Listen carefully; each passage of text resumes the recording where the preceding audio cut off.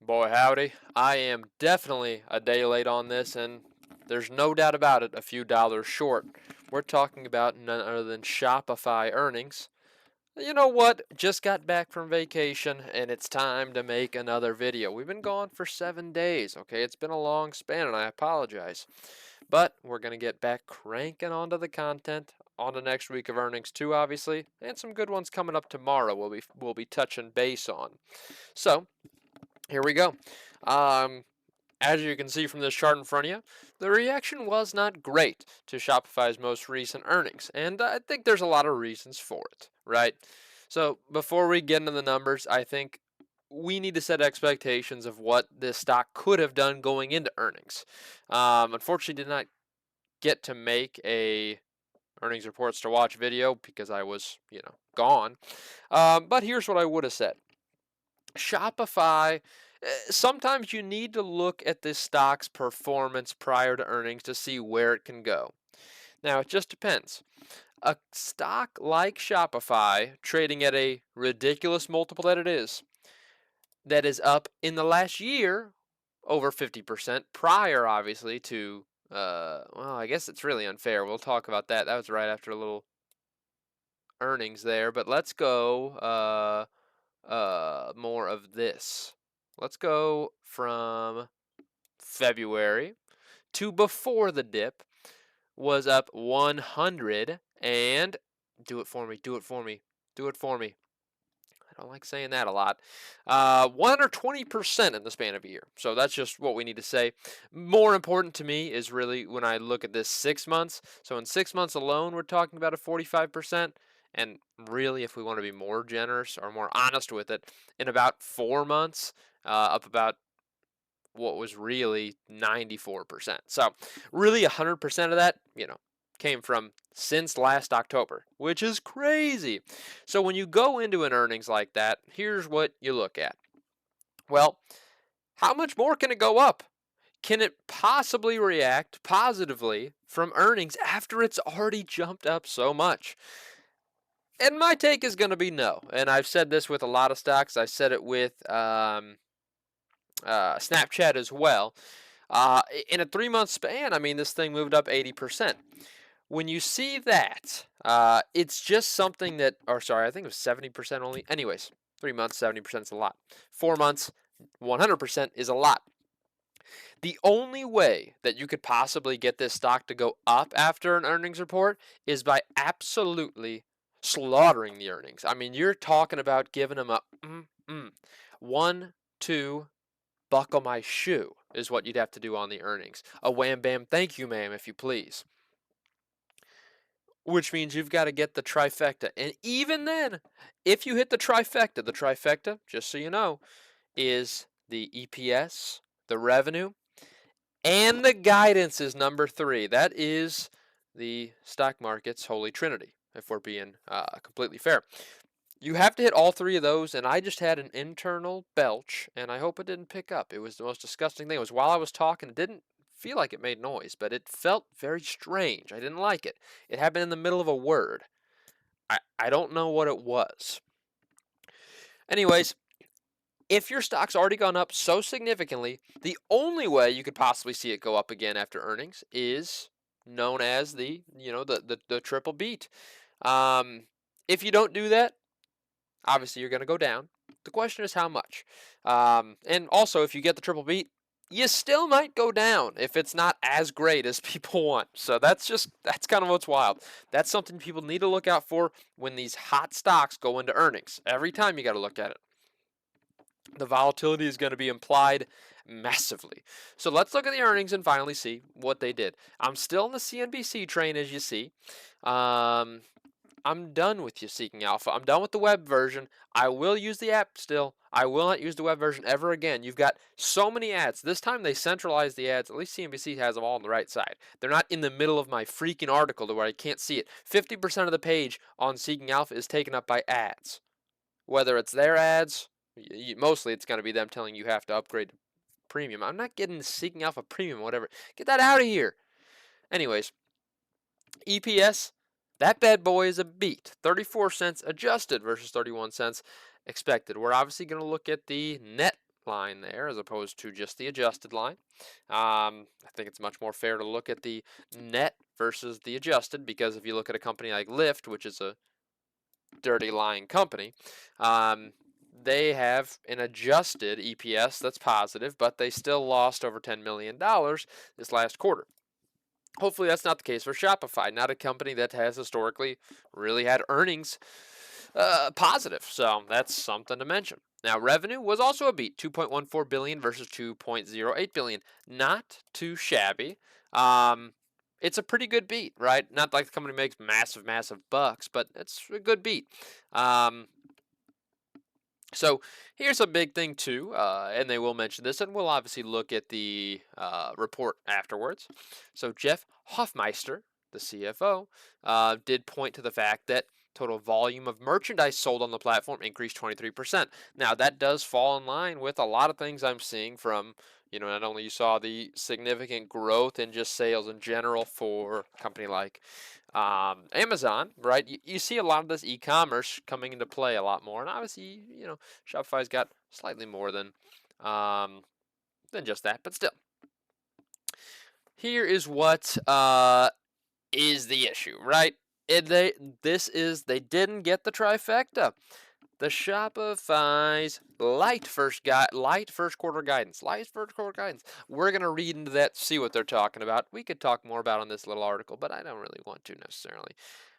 I do want to touch a couple more things on the article, then we'll get into the actual report.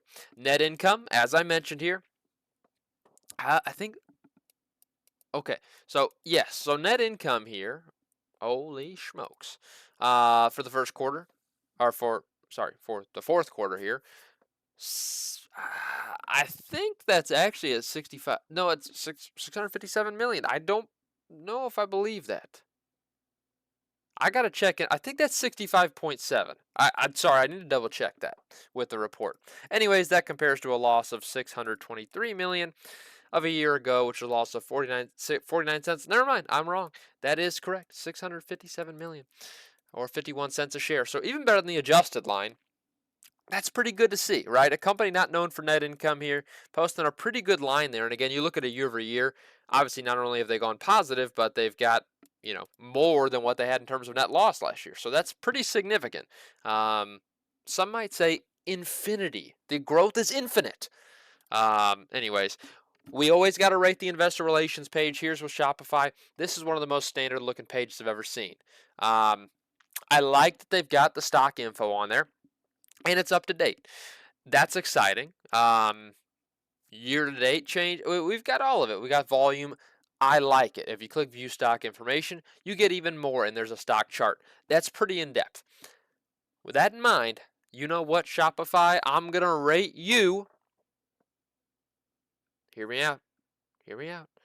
I'm going to rate Shopify's investor relations page I'm giving it a 7.7. It's a high score. And not necessarily because of functionality. It's not the best page ever, but it's because of the data. Look at that. Not many of these investor relations pages have necessarily all this in there, okay? I'm giving it a 7.7. The look is basic, but it's functional. Let's get into that report. I zoomed in as much as I could because, I like to zoom in. I'm blind. Funny story, I've actually been, was blind for about 20 hours there, which is why no video was made yesterday, because I didn't have anything to see with. Lost the glasses on the vacation, and I functionally am blind without them. So I was blind for about 24 hours, and it was a rough time. I'll just tell you that right now. But hey, we're back. I got a backup pair. We are killing the game. We can see again. Fourth quarter revenue up 24%, obviously massive. Free cash flow margin 21%, full year revenue up 26%, and free cash flow achieves 13%. The main story that I'm looking at here with a company like Shopify, as someone invested in it, is going to be that free cash flow, and that's something that they've been terrible at historically. And when I've bought in recently, it's because I've seen definitely a change in that, and I want to see that story continue. Internet everywhere. That's terrible. It's a terrible way to start. I get it. You don't want to just start it with the date, but come on now. So we start off with this, a couple quotes here, nothing crazy. I like to look at just the data itself. We'll look at that. They'll talk about business highlights. I launched Shopify Magic, a suite of AI-enabled features across the Shopify platform to make it easier for merchants to run their business. Okay, okay, talk about what you did. That's fine. Nothing is overly exciting for me in this one, to be honest. I mean, it's just what I see from the company. I mean, they didn't really do anything special that they specifically mentioned on here that you couldn't find anywhere else. Um, this is what we're looking at. Fourth quarter highlights. Gross merchandise volume. You saw that 23%. $75 billion sold on the platform, an increase of 14.2 billion over the fourth quarter of last year. So massive growth, a lot more merchandise sold. Revenue has increased 24%. 2.1 billion. And again, they don't earn it necessarily by people doing, purchasing. They're earning it.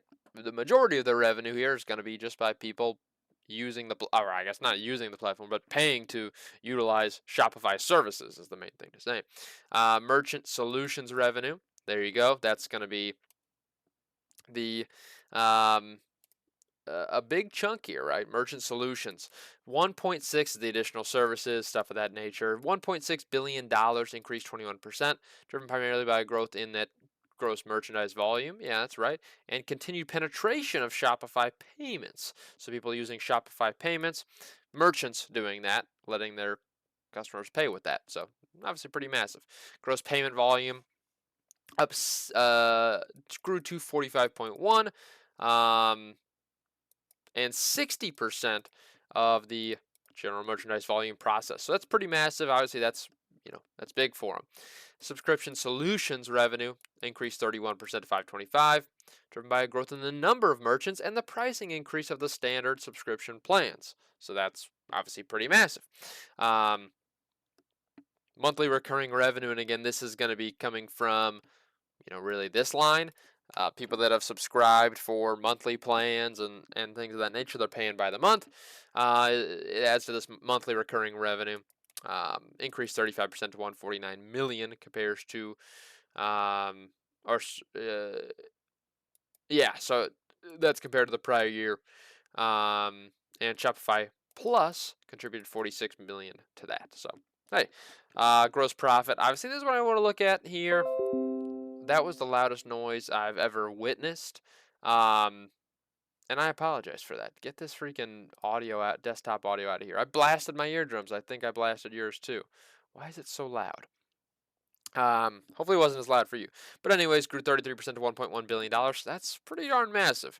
Yeah, so that's really good. Free cash flow, 446 million compared to 90 million of the prior year. That's obviously fantastic. Massive growth there, 4 times, nearly 5 times. Really good to see that. And then cash and marketable securities, we'll look at that too, $5 billion. We're going to look at that on the balance sheet, so nothing crazy. I'll restart and install the Windows Update. I'm going to do that later, if you don't mind. I will not be installing this Windows Update just yet. That's why I was so angry. For the full year, 20% increase in general merchandise volume, GMV, as we like to say. Revenue up 26% or 7.1 billion. Pretty nice there. Free cash flow. This is where you're going to see the really biggest difference there. 905 million compared to negative free cash flow of 186 of the prior year. So you're seeing that transition really from not profitable at all into profitable. And I don't really like to invest in not profitable companies. So hey, there you go. That's a significant growth there, right? We're talking about $1 billion difference in the span of a year, and you can see how they can continue to scale that with the business. So the outlook, this is what people were upset about. So what's all going on here? So the outlook that follows supersedes all prior financial outlooks. So they've updated that. For the first quarter of 2024, we expect. Oh, they leave you on a cliffhanger on the end of the page. Well, look at that. Not good spacing, okay? Look, it's not a cliffhanger. Revenue to grow in the low 20% rate, which is what it's been doing consistently. Oh gosh, which translates to a year-over-year rate growth in the mid to high 20s. That's significant. But good golly, gross margin is expected to increase approximately 150 basis points. Now, when stock like Lyft says they're going to grow 500 basis points in lies, they still go up when they meant 50. But anyways, um, GAAP operating expenses expected to be up in the low teens, and stock-based comp expected to be approximately 105 million. I mean, I look at these and I gotta be honest, these are what I would have expected. Expectations were super high for the stock, obviously, just due to where it was at. But I see these numbers, and I'm very happy with these. I'm happy with the expectations, or what they're giving for estimates. I know the investors aren't, because of how, again, it's how high the stock rose. These are good estimates, but I don't think it's light guidance. I don't know what we're talking about. CNBC, this ain't no light guidance. You're the freaking zeitgeist. How about that? Anyways, let's look at the balance sheet. I like the guidance. That's what I'm going to tell you. Then we'll look at the financials of the company, see where we're actually at in terms of, we'll look at the valuation and everything of that nature. So um, here's a good chart to see really like this year-over-year comparison. Good growth in revenue. The cost of revenue obviously increased there too. Not a shocker, but the gross profit's a good growth there. Yeah, good growth. Uh, Sorry, that I literally zoned out of this world. I was gone. This is the big difference for me, right? So from a net income standpoint, um, last year, the full year, they lost. It's kind of a wild number, $3.4 billion of net loss last year. This year they posted a $132 billion gain, and this quarter alone, 657. So you see how they were battling back from a rough start to the year and continue to show that growth story. Love to see it. But here's where we get a little crazy. We're not going crazy yet, okay? We're looking at the balance sheet, then we're going to talk about it. I mean, I look at this and it's obviously a pretty small balance sheet for a company making, $8 billion a year. It's not that small. It really isn't, but it's small in comparison to some of the big giants. Now, assets here, we look at the total current assets, 11.2 versus 10.7. I mean, there's definitely a change there. It's a relatively significant change. And the most of what I see is it's really this, this current line.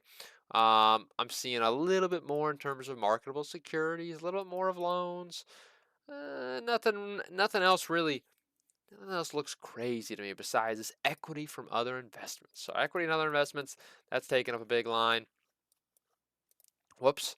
And then we look at the liabilities, and honestly, I'm pretty happy to look at this, right? I look at this, and overall, I see, overall, I see a decrease. So again, we have the left column is the 2023 decrease here. So total liabilities here was here at 1. Oh, that's, I guess, the long term. Sorry, the long term is 1.3 versus 1.6. So we saw a decrease there, and total short term or current liabilities, we saw a slight increase. So overall, they grew the assets, they shrunk the liabilities. What does that mean for shareholders? It's actually a really impressive balance sheet. We're talking about a company that hasn't done well to generate net income. Yet here I go and I look at this and I see a $9 billion, right? $9 billion. The whole balance sheet's worth $11 billion in terms of what they all own. And I see a shareholder equity of $9 billion. Well, that's pretty freaking sweet. That's significant. We're talking about 80% of the balance sheet is shareholder equity. That's great for the investor, right? We don't often talk about that when we look at the statistics. But then we look at the statistics, and holy smokes, this thing is priced highly, right? This is going to be a line that's wild, and it's wild for many reasons. It, it, this is one that, look, it's a weird thing to say because you know me, I always talk valuation. I love valuation. Shopify is really one of my only investments where I don't talk valuation, and that's because of the fact that it's a company I'm investing in that is arguably in its infancy. And I say that because most companies starting out for several years are not making profit. Once you finally start to see the growth there, and they finally start to make a profit, that's a company that's really maturing and showing where it's at. That's when it turns into a company that we look at valuation more on. You look at a company like Tesla, let's say the last 4 years, the last 5 years, it's not a company you looked at the valuation on. And if you did, it's not why anyone's invested in it. People invested in Tesla because of future growth opportunity. Where's the company going to be? Not where it's at right now. That's just, what we have ahead. Now, a company like Shopify can easily decrease that multiple as it grows, as the forecast might entail, as it grows that full guidance. I mean, as it grows guidance, we're going to see that forward PE drop. Um, Even if the stock price goes up, right? It depends on how much they do it. But again, we're talking about double-digit growth in revenue. We're talking about significant growth in a free cash flow standpoint. I don't know if valuation's the most fair way to judge it right now, and I'll get lambasted if I want to. Lambasted? I don't know what you want to say. Whatever you feel like saying. But hey, in my point, this is my one really heavy growth company I'm kind of focused on. I don't hold a lot of them for the reason that there's definitely risk involved, and you saw that risk after earnings when it dropped 20 or 13%. I didn't even show that, but anyways, it dropped 13% on earnings. Look, I don't know if you're in for I don't know what to say here. I like the company long term, is what I'm gonna say. Obviously, online payments are going nowhere. Online, people selling products online are only going there, and Shopify is a great resource for that. I still like the stock, and I've been holding on. Obviously, I'm in since I think my cost average is $35 anyways, so I'm up massively. So take it with a grain of salt. I do plan on holding on though. Okay. Uh, that being said, you guys are great. I love you. Have a good one.